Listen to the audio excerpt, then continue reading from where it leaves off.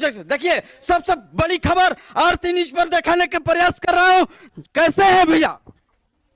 चुतियापा type का हमारे पास मत किया करो, हमको चुतियापा से बहुत नफरत है। चुतियापा टाइप का हमारे पास मत किया करो, हमको चुतियापा से बहुत नफरत। क्यों, क्या क्या दिक्कत हो गया? कोई दिक्कत नहीं है, हमको ये सब चुतियापा पसंद नहीं है, ठीक है? यही नहीं, अभी और सुनिए। इसी चुतियापा के चलते ना दिमाग ऐसे ही बिना मतलब का थी रहता। क्या दिक्कत हो गया है भैया? कोई दिक्कत नहीं है। आपका गाना बज रहा है, गाना बजे ना बजे वो बात की बात है, बघवा वाला वो ये सब गाना बजाना बाद में, ये सब जो हमेशा चुतियापा है ना, जब देखो तब कहीं घुस जाना, ये बहुत गलत बात है। गजब बेइज्जती है। नहीं नहीं, मैं घुसने की बात नहीं है आपको कम। चलिए देखिए, आइए देखिए। क्या करना है? अरे कुछ मैं बातचीत कर नहीं बात करना, काहे के बातचीत करें? कैसी अपमानजनक बातें कर रहा है लड़का, ये अश्लील। क्या करेंगे बातचीत करके आपसे?